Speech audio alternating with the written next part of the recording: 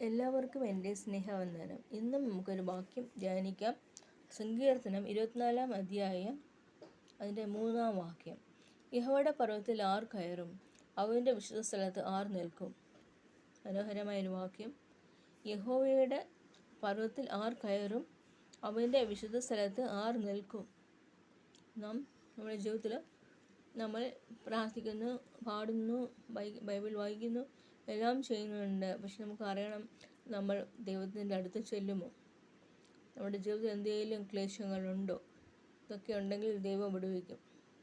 അതൊക്കെ യേശുപ്പച്ചനോട് ഏറ്റു പറഞ്ഞ് ഉപേക്ഷിക്കുമ്പോൾ കർത്താവ് നമുക്ക് വിശുദ്ധ ജീവിതം നൽകും. നാം നമ്മുടെ ഇഷ്ടപ്രകാരം നടക്കാതിരിക്കാൻ കർത്താവിൻ്റെ വിശുദ്ധ പർവ്വതത്തിൽ ആർ വസിക്കും?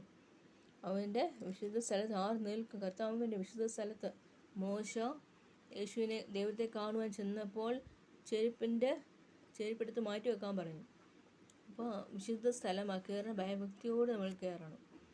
അതുകൊണ്ട് നമ്മുടെ ജീവിതത്തിൽ സഹായിക്കുന്ന കർത്താവാണ്. വിശുദ്ധ സ്ഥലത്ത് ആർ നിൽക്കും? അവൻ്റെ വിശുദ്ധ ആർ നിൽക്കും? അവൻ്റെ പർവ്വതത്തിൽ ആർ കയറും? കർത്താവിൻ്റെ പർവ്വതത്തിൽ ആർ കയറും? കർത്താവിൻ്റെ നമ്മുടെ ജീവിതത്തെ രക്ഷിതാവായി സ്വീകരിക്കുമ്പോൾ കർത്താവിൻ്റെ പർവ്വതത്തിലേക്കും കർത്താവിൻ്റെ വിശുദ്ധ സ്ഥലത്ത് നമ്മൾ പോകുന്നു. എത്ര നല്ലൊരു വാക്യം. അതിൻ്റെ അടുത്ത വാക്യം, വെടിപ്പുള്ള കൈയും നിർമ്മല ഹൃദയമുള്ളവൻ വ്യാജത്തിന് മനസ്സ് വെക്കാതെയും. വ്യാജത്തിന് നമ്മൾ മനസ്സ് വെക്കരുത്. നെഗറ്റീവ് തോട്ട്സ് വേണ്ട. നെഗറ്റീവ് ക്യാരക്ടറായിട്ട് ഇരിക്കരുത്. നെഗറ്റിവിറ്റി മാറ്റി പോസിറ്റീവായിട്ട് ജീവിക്കുവാൻ നമ്മളെ കർത്താവ് സഹായിക്കട്ടെ.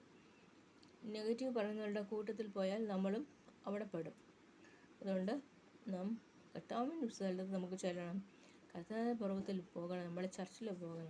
ചർച്ചിലൊക്കെ പോകാനുള്ള ക്ലേശങ്ങളുണ്ട്. അപ്പോൾ വീട്ടിൽ നിന്ന് പ്രാർത്ഥിക്കുക. കർത്താവ് നമ്മളെ സഹായിക്കും. കർത്താവ് തൻ്റെ മകളെ ഉപേക്ഷിക്കത്തില്ല. യേശു അപ്പച്ചൻ നമ്മളെ എപ്പോഴും കാണുന്നു.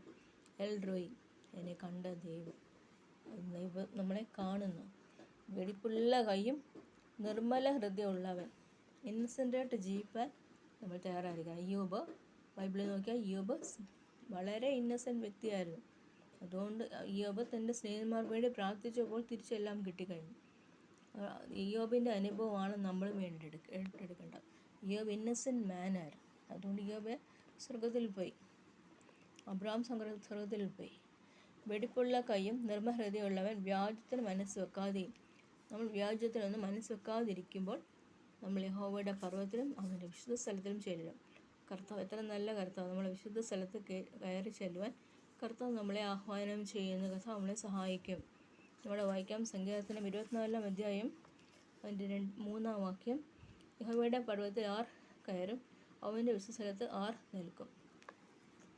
ആമീൻ.